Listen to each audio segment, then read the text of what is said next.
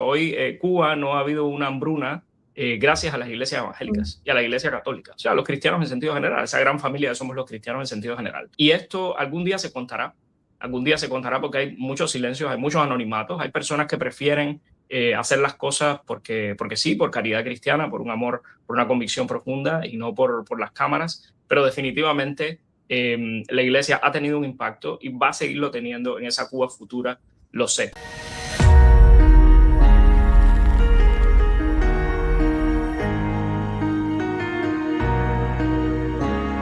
Desde pequeña, mi madre siempre me decía que cuando creyera en algo, nunca lo caerá. ¡Libertad para Cuba! ¡Libertad para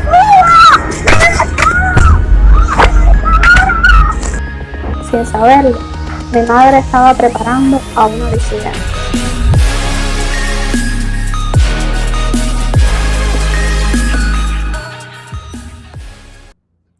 Hoz y Cruz, evangélicos, resistencia no violenta y el último régimen totalitario en Occidente. Es el título de este libro, de esta investigación, que ha ganado el premio Manuel Márquez Sterling, el premio de periodismo, y que ha salido recientemente a la venta. Del colega, el autor es el colega Joe Suárez, y justamente es Joe Suárez mi siguiente invitado a este programa. Hola Joe, un placer tenerte por acá nuevamente. ¿Cómo estás?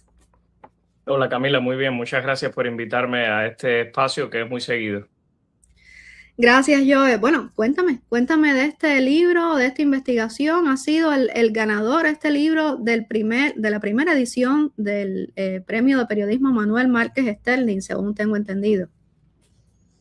Sí, mira, este libro lo presenté el año pasado al concurso, ya era de proyectos de libros casi terminados en algunos casos, y efectivamente ganó. El libro trata de recorrer los primeros 25 años de historia del siglo XXI cubano, desde el año 2000, un poquito antes porque relato cosas que pasaron en los 90, pero sobre todo desde el año 2000 al año 2025. Y trato de recorrer todas esas acciones, todas esas figuras que están enterradas por el diarismo, por el día a día, y a veces también porque son muy políticamente incorrectas, porque son incómodas ideológicamente, para conformar este retrato, que trato de que sea un retrato lo más completo posible. Siempre le queda a uno cosas afuera, desgraciadamente, pero un retrato lo más completo posible de la resistencia cívica desde un grupo que ha sido un gigante dormido durante muchos años, y que fue muy perseguido a inicios de la revolución y todavía hoy lo sigue siendo, demoliendo templos, y cómo a pesar de todo eso, de este grupo han surgido figuras y sucesos que la verdad han marcado la historia reciente de Cuba. Fueron 8 años de investigación. ¿Qué tipo de historias, por ejemplo, recoge este libro? Bueno, mira, efectivamente fueron 8 años de investigación. Empecé en el año 2018 sin saber que escribía el libro. Empecé con un artículo que terminé publicando en mi blog porque algunos medios independientes se negaron a publicarlo con determinadas condiciones. Y era un artículo sobre cómo una ideología totalitaria, como la ideología de género, estaba ascendiendo en el panorama político cubano, con el régimen cubano empujándola, y activistas que se decían independientes también empujándola, contrario a visiones de otros grupos de la sociedad civil, digamos, asediándolos, en este caso los conservadores y los evangélicos, al frente de esos grupos que terminaron siendo víctimas de muchos de estos actos. Y yo comencé a escribir el libro, te digo, sin saber que lo escribía, y bueno, 8 años después hay más de 800 páginas de registros históricos de acciones como, por ejemplo, el señor Oscar Elías Bisset, el hermano en Cristo Oscar Elías Bisset, que es una de las figuras más importantes de la oposición en los últimos años.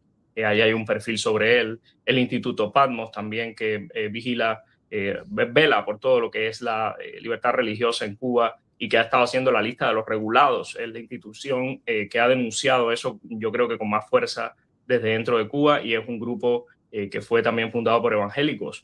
La influencia de evangélicos en grupos que han velado por la libertad de expresión, como el ICLEP, como la Asociación Pro Libertad de Prensa, entre otros, etc.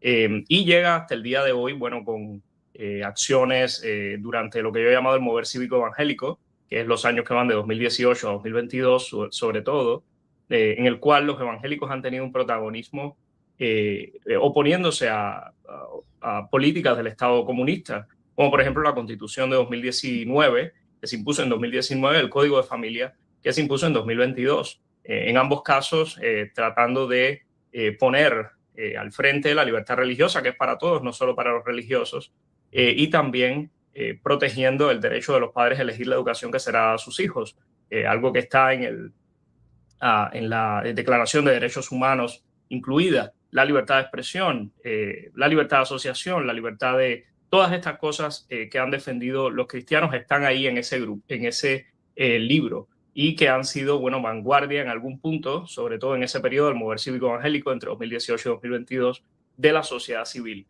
con acciones que han incluido la movilización de miles de personas, como ningún otro grupo en la sociedad civil, especialmente en ese periodo del mover cívico evangélico.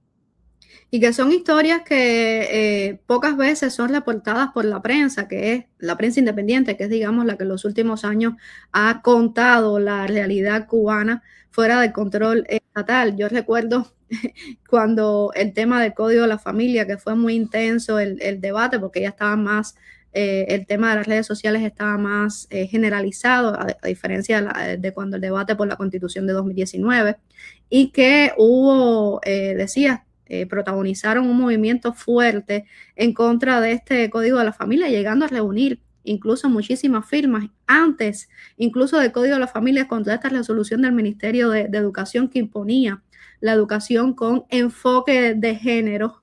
Ya sabemos los eufemismos que suelen usar estas personas, que llegaron a reunir incluso más firmas que el Proyecto Varela, y aún así fueron invisibilizados, fueron perseguidos también, y después fue impuesto esta resolución ya con el Código de la Familia. Y a mí me llamó mucho la atención también, porque pocas veces se sabe esta historia, el caso del doctor Oscar Elías Bisset. La mayoría de nosotros lo conocemos por su prisión durante la Primavera Negra, pero incluso desde antes él estuvo preso por oponerse, aparte de estas imposiciones del régimen totalitario, como fue el tema del aborto, por denunciar también los asesinatos de bebés. Bueno, no sé si van a penalizar por decir esto, porque últimamente están censurando mucho en las redes sociales solamente por decir estas cuestiones, por exponer los asesinatos de bebés en los procesos de aborto en Cuba. Fue condenado a 3 años de prisión, antes incluso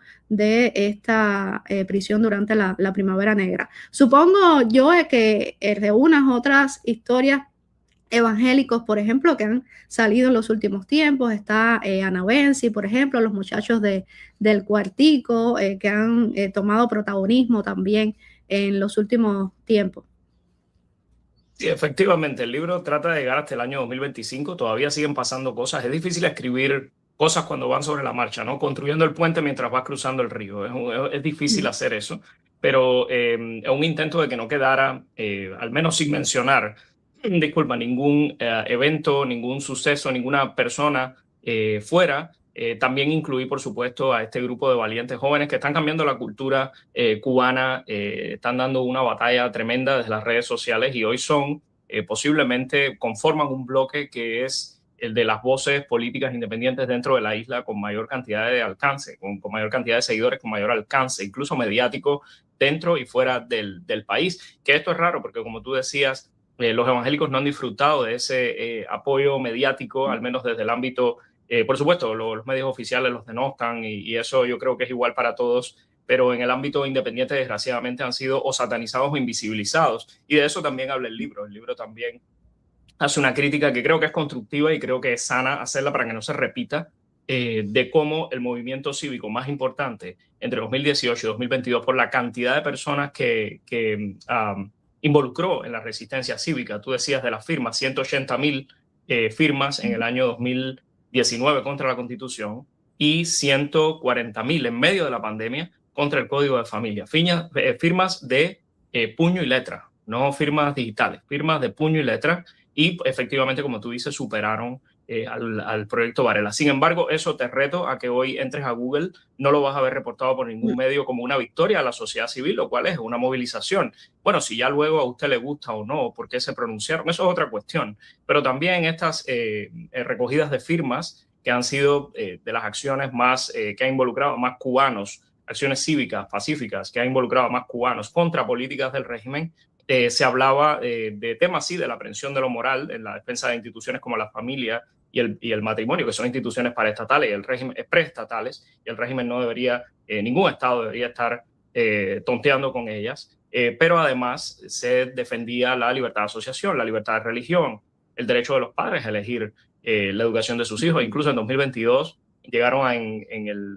momento que recogían estas 140.000 firmas contra el Código de Familia, llegaron a oponerse al monopolio estatal de educación. O sea, estamos hablando de 140.000 personas diciendo queremos que el monopolio estatal de la educación termine, que sabes cómo es, que como conoces es una piedra angular del sistema de adoctrinamiento y de control estatal cubano desde hace más de 60 años. O sea, estamos hablando de acciones que van frontales contra el régimen, que logran unir a una gran cantidad de cubanos como ninguna otra organización de la sociedad civil, y en pos de acciones de la libertad individual, de la libertad social, de la libertad económica, en muchos casos también. O sea, que es bastante variopinto y, sin embargo, te repito, desgraciadamente ha sido o invisibilizada o satanizada por los medios independientes también. Así que, bueno, yo creo que el libro va a ser polémico, ya lo está haciendo. Ayer, esta semana justamente salió y he tenido algunos comentarios hacia atrás de personas que quieren debatir, de cierta manera, rebatir la tesis del libro. Estoy abierto a eso y muy contento también de que el libro haya salido en un momento justamente en el que son voces, una continuación de ese mover cívico evangélico entre 2018 y 2022, de que sean hoy voces como la de los jóvenes influencers que mencionabas, en una especie de continuación de esta historia, quienes estén llevando la batuta de las voces independientes dentro de Cuba con mayor alcance antisistema, profundamente antisistemas.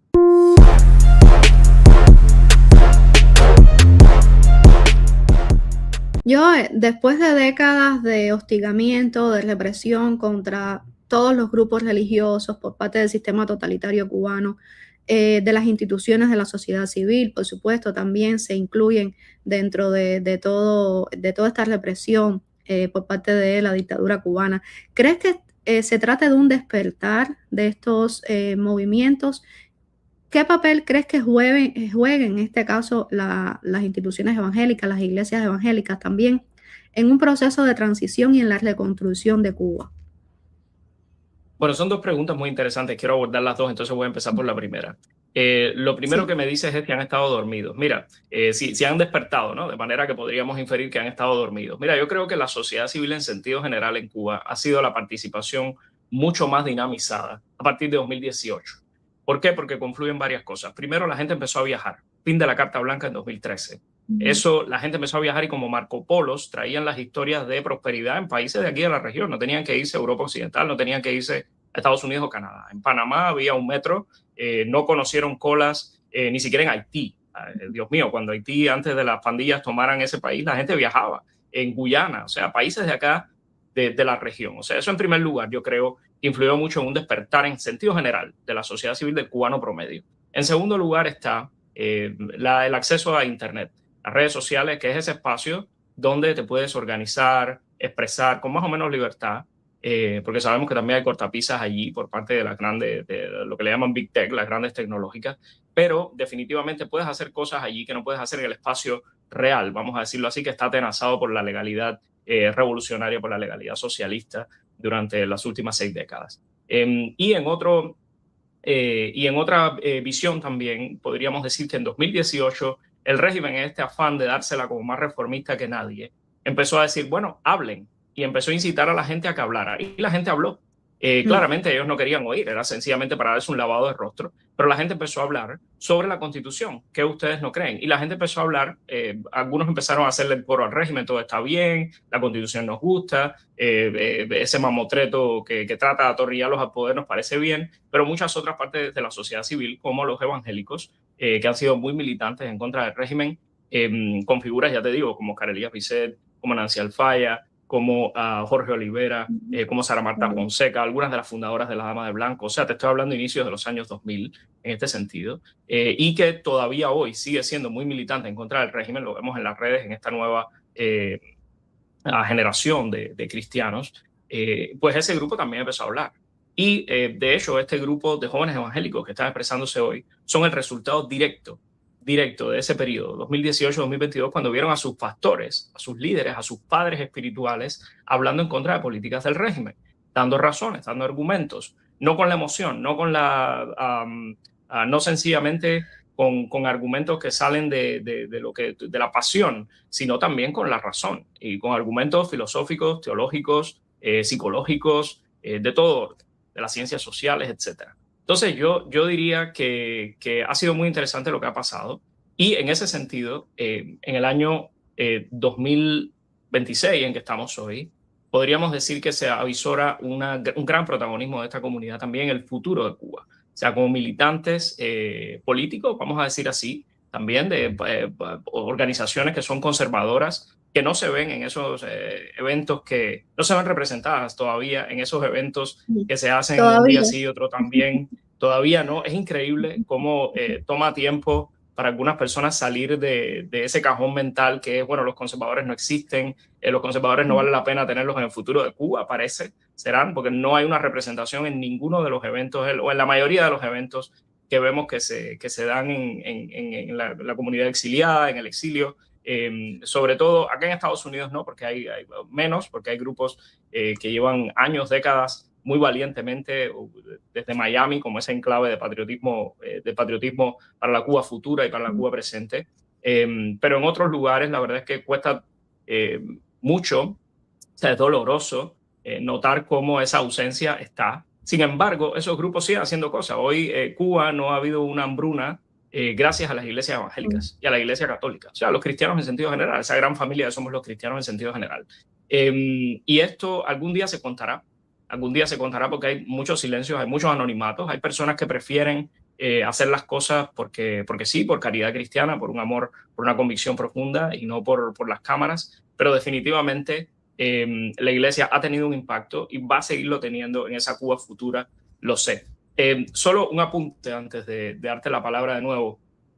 Tú decías, bueno, ha habido un despertar. Sí, el despertar no ha sido solo para los evangélicos. Si te pones a ver, Cami, por todas estas cosas que te decía, fin de la Carta Blanca, el régimen haciéndose más reformista que nadie a partir de 2018, y el tema de las redes sociales, ocurrió un pico en todos los sectores de la comunidad, de la sociedad civil, en todos. Claro, lo que pasa es que destacaron los evangélicos por la singularidad de su propuesta, una propuesta conservadora, nadie más la tenía, por la singularidad de ser atacado desde lo mismo la prensa estatal como también la prensa, parte de la prensa independiente, eso hay que decirlo, y se conformaron como una auténtica tercera vía en ese sentido, y demostraron que, bueno, a veces uno tiene que decir la verdad aunque sea impopular.